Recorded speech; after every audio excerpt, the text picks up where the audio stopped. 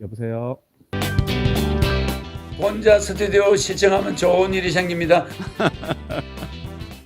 허경영 정부 뭡니까? 이 공화정 안에서 정치제도 안에서 국가혁명당과 허경영 정부가 들어설 수밖에 없는 이유가 뭐냐면 신인님의 3.3 정책은 뭡니까? 핵심은 뭡니까? 국민들한테 주겠다는 거야. 허경영 정부가 들어설 수 있는 결정적인 증거가 뭐냐 하면 첫 번째는 디지털 통화의 시대가 와버렸다고. 저는 그러니까 뭐 2026년, 2027년 뭐 빨라도 이때쯤이라고 생각했거든요. 네. 근데 중국 인민은행에서 M1이라고 있어요. 총 통화량이라고 있어요. M1이란 건 뭐냐 하면 우리가 시중에 쓰는 돈, 네. 우리가 대출 받는 한도, 신용 한도, 예. 그다음에 은행에서 뭐 예를 들어서 뭐 신용 대출이든 주택 담보 대출이든 통화가 증가를 하잖아요. 예. 증가를 하고 장사를 하고 뭐 돈을 벌고 아니면 뭐 주식을 하든지 뭘 해서 돈을 따고 돈을 이익을 생기고 손실이 발생하고 모든 시장에 돌아다니는 모든 통화를 M1이라고 합니다. 그 뭐 한국말로는 표현법이 없습니까? M1이? 그게 뭐 M1 그 총통화량이에요. 총통화량. 네. 총통화량인데 사실 학술적으로 얘기해봤자 아무 의미가 없다고. 네네. 그러니까 이 M1이라는 게 핵심은 뭡니까? 노동자들한테 임금 주는 돈을 M1이라고 했다고. 네. 그리고 두 번째는 뭐냐? 이 국민들이 정부 입장에서 국민들이 가장 큰 어떤 그 의미는 뭡니까? 세금 징수 대상이거든. 네. 국민의 의무는 뭡니까? 납세 의무가 가장 커. 네. 맞잖아. 네. 그래야 국가가 돌아가니까. 그렇죠. 납세의 의무에서 예를 들어서 우리가 비트코인 1억 상당의 비트코인 평가액이 있다. 비트코인으로 세금 낼 수 있습니까? 뭐 세금 못 내잖아. 앞으로는 그렇게 하겠다는 국가들도 있죠. 아니요, 세금 못 내요. 왜냐하면 비트코인 자체는 2017년 9월 달에 CME라고 그 시카고 선물 거래소에 뭐 비트코인, 이더리움, 뭐 리플 이런 5대 가상자산이 들어가 버렸기 때문에 투자 상품일 뿐이라고 그냥. 그렇습니까? 맞잖아요. 비트코인 내가 1억치를 갖고 있고 현금을 1억 갖고 있다. 그러면 회계장부상 네. 비트코인 1억은 회계 보고할 때 우리가 회계 처리할 때 1억이 7천만 원으로 30% 할인 평가가 돼 버린다고. 그래요. 그런 식으로 국제회계학회가 평가를 내버렸어요. 2019년도에. 네. 코로나 직전에. 하기 때문에 비트코인이라는 가상자산은 그냥 투자 상품일 뿐이야. CME에 나와 있는 투자 상품일 뿐이라고. 뭐 구리라든가 니켈이라든가 은이라든가 그거하고 똑같아요. 그냥. 네. 현금성 가치가 없는 거예요.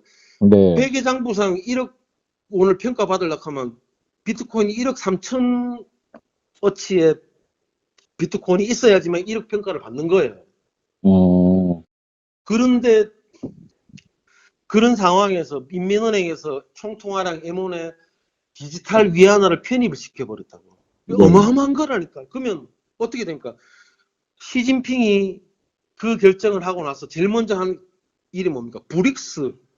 2000년도에 사라져버린 브릭스를 다시 끄집어냈다고. 브릭스 어딥니까? 중국, 러시아, 인도, 뭐 남아공, 뭐 요렇게잖아요. 그러면 이 모디, 푸틴, 시진핑이 모여가지고 그 화상회의 하면서 뭐 결심니까? 우리는 브릭스 공동 경제권을 형성하겠다. 공동 경제권 형성하려면 제일 먼저 뭐 해야 됩니까? 통화의 통일을 해야 돼. 브릭스만의 통화를 쓸 수 있는 통화의 통일을 해야 된단 말이야. 브릭스만의. 네. 브릭스만의 통화의 통일 뭐로 합니까? CBDC로 하겠다는 거예요. CBDC로. CBDC로 하면 브릭스 경제권이 되면 브릭스 인구가 얼마인데? 60억이에요. 60억. 그러면 CBDC로 가겠다는 거야. 이 브릭스 중국 뒤에 누가 있냐? CIA하고 CFR이 있단 말이에요. 유대 자본들이 있단 말이에요. 얘들의 제가 저번에도 얘기했지만 한국에서 얘기했지만은 유대 자본들의 가장 큰 특징이 뭡니까? 손 안 대고 코 푸는 거. 탈무드의 하나의 교훈은 뭡니까? 손대지 않고 코 푸는 거예요. 자기 손에 절대 피 묻히지 않는다고, 유두자분들은. 예. 맞잖아요. 자기 손에, 그렇잖아요. 음. 유고하고 슬라브족하고 분쟁 일으켰을 때도 얼마나 많은 사람이 죽었어요. 200만이 죽었다고, 그때. 맞잖아요. 네. 지금 우리가 축구 좋아하는데, 크로아티아부터 시작해가 옛날에 다 한덩거리였다고. 다 분리시켰잖아요. 얘들이 조제하고 다 분리시켜버렸다고. 그때 200만이 죽었다. 그럼 얘들이 거기서 유대인들이 직접 가서 분쟁을 일으키고 그래 했습니까? 안 했다고. 자본만 됐다고. 얘들은 자본만 하기 때문에 얘들이 이렇게 드라이브를 거는 이유는 뭐냐? 얘들은 원래 팬데믹 전에 뭘 원했냐 하면 이 1913년도에 연방준비위원회를 발족하면서 약관이라는 게 있어요. 연준약관. 네. 연준약관에 보면 쭉 읽어보면 별 얘기는 없어. 근데 결국은 얘들은 채권 발행하지 않고 발행권을 가지고 싶어 한다고. 최종 목적은. 그게 뭡니까? CBDC예요. CBDC. CBD 그러면 2013년 1910년도에 발족해서 1913년도에 1913년도부터 채권을, 그전부터 채권은 발행이 됐지만 1913년도 본격적으로 시스템을 안착시켰고 1929년부터 1930년까지 대공황을 일으켰잖아요. 얘들이. 대공황을 일으키면서 이 이 쓰레기 같은 달러를 명목화시켰다고. 명목화시키고 거기에 더불어서 뭐랬습니까? 전쟁을 일으켰잖아. 달러가 돈이라는 걸 전 세계 국민들이나 시민들한테 인식시키기 위해서 얼마나 많은 피를 봤습니까? 그러니까 달러에서 전쟁을 하는 CBDC로 넘어간다라는 게 핵심 얘기인 건가요? 그렇죠. CBDC로 넘어가는 거죠. 달러에서 CBDC로. 그렇죠. 지금은 이 달러 시스템은 채권 발행을 하면서 돈을 만드는 시스템이에요. 결정적인 첫 번째 증거가 중국의 인민은행에 M1의 디지털 위안화를 편입시켰다는 것. 두 번째는 뭐냐면 지금 우리나라에서 가장 문제가 뭡니까? 그 경제 분야에서 전세 사기잖아. 네. 대한민국의 가장 큰 채권 시장은 어디입니까? 가장 큰 채권 시장. 전세예요, 전세. 전세. 전세란 건 뭡니까? 집주인이 보이지 않는 채권이거든. 그렇겠네요. 예. 2년 뒤에 행사해야 되는 어마어마한 채권이라고. 이 채권 시장. 그 문제를 발생시켰잖아. 네. 그러니까 그 2달 전에 어떤 일이 있었습니까? 미국에서. 미국 지방은행들이 막 나가 떨어졌잖아. SVB, 스테이트 스트리트부터 시작해가지고 리퍼블릭 미국 지방은행들이 나가 떨어졌잖아. 예. 왜 나가 떨어졌습니까? 미국이 발행한 채권이 있단 말이에요. 예를 들어서 1000을 발행을 하면 월가에 있는 대형 투자은행들이 먼저 가져가요. 두 번째, 전 세계 중앙은행들이 미국 10년물 국채를 가져간단 말이라. 미국이 발행하면 미국이 10년물 국채를 그걸 응찰이라 그러는데 미국 10년물 국채 양을 늘린다는 거는 그만큼의 돈을 푼다는 거예요. 맞잖아. 그만큼 돈을 시장에 푼다는 거기. 얘들은 미국은 돈을 풀면서 롤오버해서 뭐 단기물 채권 2개월물, 6개월물, 1년물 돌아오는 채권이 있으면 그 원금을 갚아야 되잖아. 그 원금을 돈을 찍어서 갚는 나라라니까. 신인님이 강연 때 몇 번을 말씀하셨다니까. 이상한 나라잖아. 우리는 돈을 얻기 위해 노동력을 제공하잖아. 이머징이라든가 우리 그런 미국이나 그런 기축이 아닌 국가들은 그 나라의 노동력을 우리가 월남전 때 우리 피 같은 젊은이들을 월남에 가서 달러를 벌어왔잖아. 네. 그게 그거예요. 중동 가서 맞잖아요. 코에 피가 나도록 일을 하면서 우리 노동력을 제공하면서 달러라는 재화를 가져왔단 말이에요. 근데 미국은 그런 걸 합니까? 미국의 가장 큰 수출품은 인플레요, 인플레. 오. 예를 들어서 뉴욕에서 빅맥을 1달러에 먹으면 우리나라나 일본이나 유럽이나 아프리카에서 4에서 5달러에 먹어야 되는 그런 상황인 거야. 똑같은 햄버거를. 그럼 미국은 그게 기축의 역할을 하는 거예요. 코카콜라도 그렇다던데. 그렇죠. 코카콜라도 그렇죠. 모든 재화가 그렇다니까. 시스템, 그게 달러 시스템이란 말이에요. 네. 근데 지금 이 세력들이 달러 시스템 자체를 갈아엎으려고 한다고. 지금 어마어마한 시기예요. 단순히 뭐 나스닥이 올라가니 뭐 항생장이 올라가니 뭐 상하이가 그게 중요한 게 아니라고.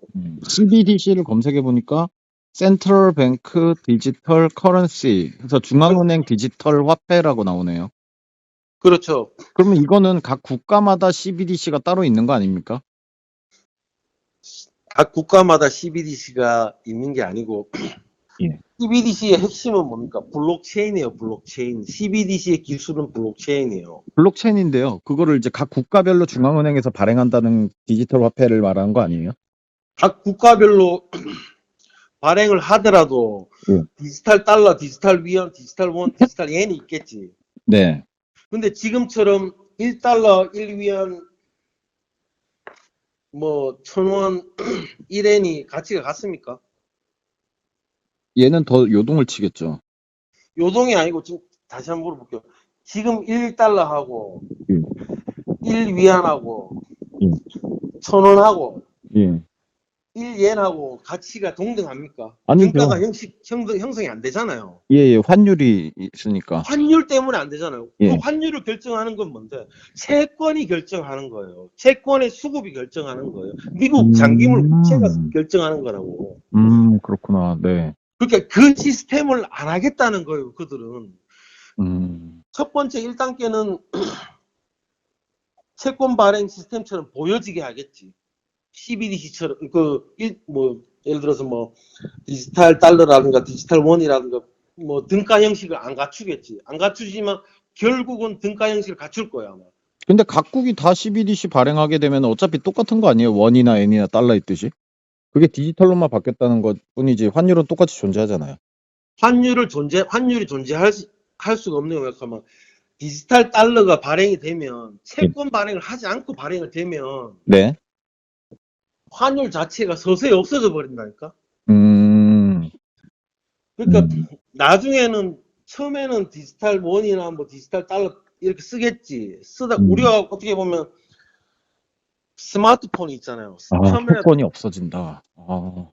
처음에 우리가 15년, 20년 전, 15년 전만 해도 2G폰, 벌츠폰, 폴더폰 같이 썼다고 스마트폰하고. 예.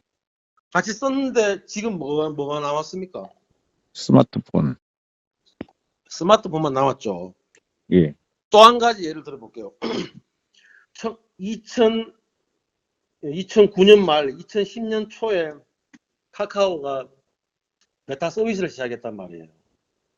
카카오. 네. 2011년도 초에. 네. 그때 우리 사람들이 뭐겠습니까? 아니 문자 보내면 되지. 왜 카카오 쓰노? 답답하면 전화하면 되지.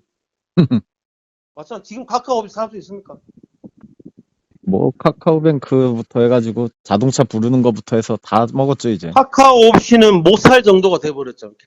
그들이 하는 방식이 그거예요. 거대 플랫폼.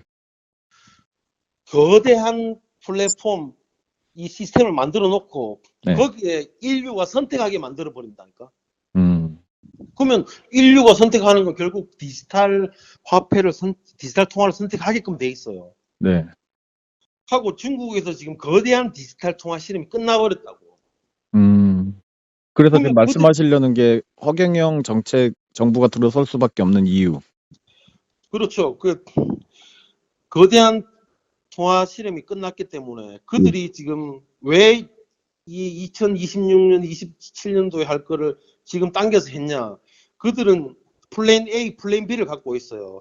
전 세계를 하나의 국가로, 하나의 그 시스템으로 만들어서 통화, 어떤 그 재화, 모든 걸 환율을 없애면서 하나의 제국으로 만들고 싶어요. 지구촌 전체를, 하나를. 네. 그 첫 번째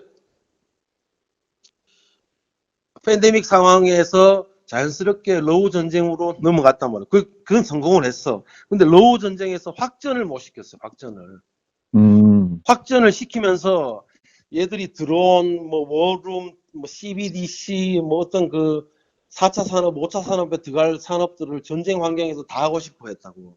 핀란드라든가 폴란드, 그 동유럽을 바탕으로 해서 유럽을 전쟁판으로 만들고 대만을 위기 상황으로 만들고 전 세계 인구들이 위기감을 느끼고 명목성을 가지려고 했는데 못했단 말이야. 확전이 안 됐단 말이다. 네. 왜 못했습니까?